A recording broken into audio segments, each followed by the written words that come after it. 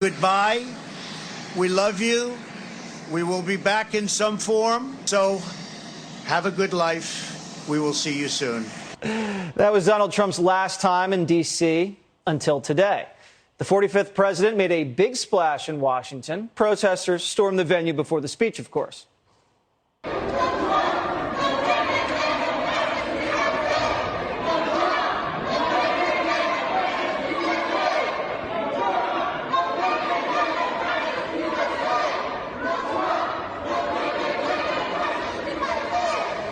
Trump came to D.C. to plant the flag, to tell the American people that he's back and would be back soon for good, whether they liked it or not.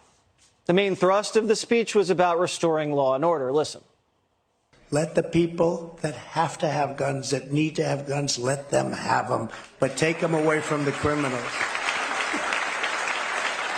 If you're a convicted felon and you have a gun, you're off the streets and you know where you go. The mere concept of defunding the police should never again be stated or even heard. It is so ridiculous and so dangerous. And it wouldn't be a Trump speech if he didn't go off script a little bit. I'd be the greatest women's basketball coach in history. But I'd go up to LeBron James, it doesn't matter. I'd say, LeBron, did you ever have any desire to be a woman? Because what I'd love you to do is star on my team that I'm building up. I will have the greatest team in history. They'll never lose. Nobody will come within 70 points of this team. Katie Pavlich is a Fox News contributor and host of Fox Nation's Luxury Hunting Lodges of America, which sounds very luxurious, which Indeed. airs tomorrow. All right, so you caught most of the speech, Katie, in D.C. What was your takeaway? Well, he's already speaking as if he's on the campaign trail. There's tons of speculation about when he will announce. Some people thought that it might be today. Republicans are wondering if it will be before the midterm elections, after the midterm elections. He's already offering solutions as if he's a candidate.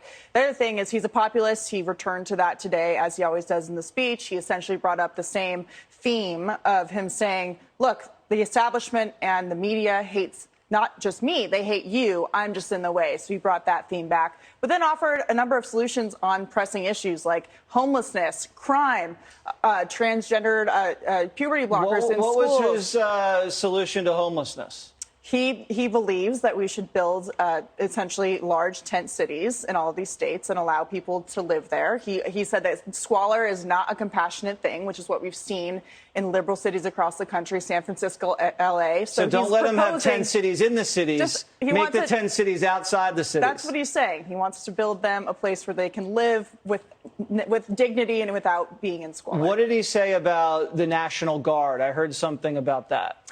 He doesn't believe that National Guard members should be kicked out of the military for refusing the vaccine, as we're seeing 60,000 members of the National Guard being kicked out. And Joe Biden, the current president, is refusing to give them any leniency on that, despite the vaccine not preventing infection. So he wants to redevelop the military and give them some more dignity back. And we have some breaking news coming from the Washington Post. This is a Fox News alert. The Post, as I said, is reporting that the Justice Department is investigating President Donald Trump's actions as part of its criminal probe of efforts to overturn the 2020 election results, according to 4 people familiar with the matter. Attorney General Merrick Garland was asked about it today by Lester Holt, and he was a little cagey about it. But, Katie, this is a criminal probe that's been opened by Joe Biden's Justice Department, and it looks like Donald Trump is one of the main targets. Yeah, and reportedly there is a grand jury that has been interviewing members of his administration.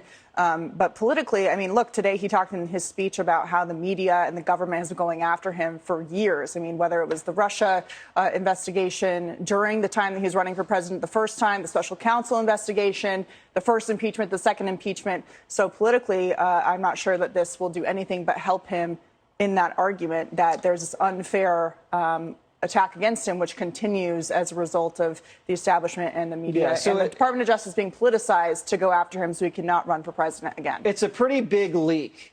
And whether it's true or not, it could be sent as a message to Trump to kind of chill his campaign.